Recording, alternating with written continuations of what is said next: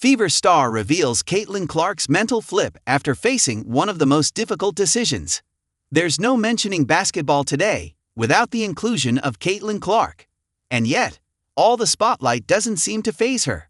It never has. Not when she spent her childhood playing on boys' soccer and basketball teams, breaking barriers just to play the sports she loved. Not when she shattered records to become the NCAA's all-time scoring leader. And definitely not when she became the WNBA in her very first season. Through it all, one thing has always carried her forward: her unshakable mental strength. But that strength had to take on its greatest test when she faced her biggest challenge, but in a whole new way. We know that Clark's 2025 season was marred by multiple injuries. Here's a quick timeline.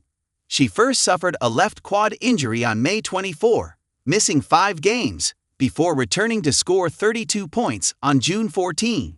A left groin injury on June 24 sidelined her for 4 more games.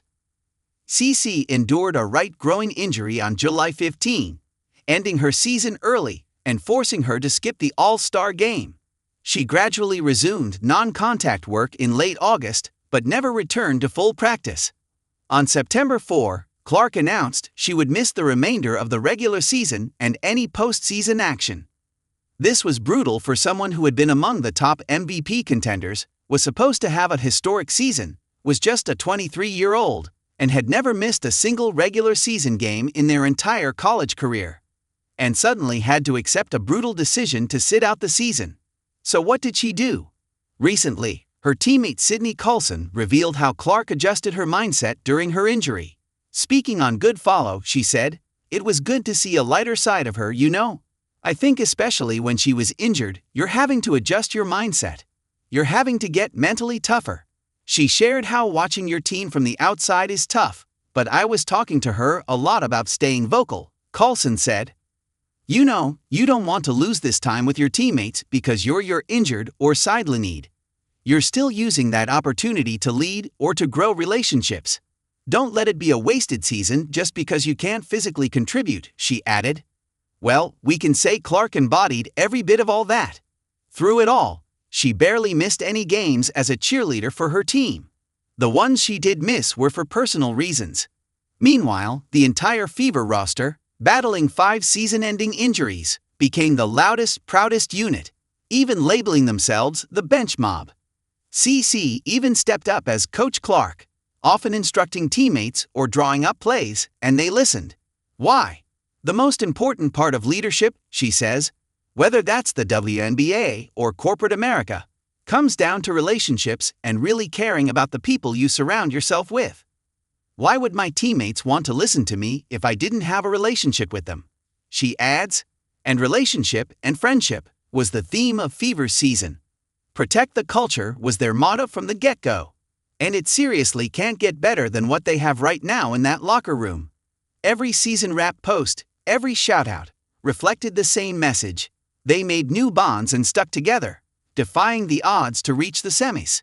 It was the mentality of not me, but us, that ensured this season was far from wasted for Clark. Maybe not on the court, but she embraced every moment and had a blast doing it. And now, with the offseason upon her, the big question is, where is she headed next? Caitlin Clark's offseason plans. Clark played in just 13 games during the 2025 WNBA season. While trying to return from rehabbing her right groin injury, the 6-foot guard also suffered a separate bone bruise in her left ankle. During her Fever exit interview, Clark provided an update on her recovery. "I've been working really hard to get back to full health, and I feel like, probably, over these last couple of weeks, is when I've probably started feeling my best. My ankle didn't allow me to really see where my groin was at," Clark said. She said she plans to rest briefly before resuming rehab. "I don't really want to set back the work I've done. I'm just trying to get my body back to full health, some basketball stuff I need to get ready for." Fever guard also hinted at potential opportunities, though she hasn't revealed any plans yet. Last year, she was offered a 7-figure deal with equity and revenue-sharing options in Unrivalled's inaugural season but declined.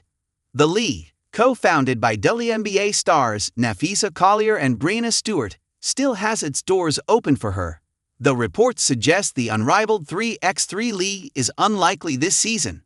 I think you always explore every opportunity, and I haven't made any decisions. And I don't know what that's necessarily going to look like for me, Clark said. The USA basketball women's national team is also in the mix. Training camp is set for early March ahead of the 2026 FIBA World Cup qualifiers, March 11 to 17. Like I said, there is some USA basketball stuff that is probably my top priority right now that I need to prepare for, and I think that will help me prepare for next season, too, she said. We know that Clark's last offseason focused on golf, rest, and working on her body. Could this one be any different?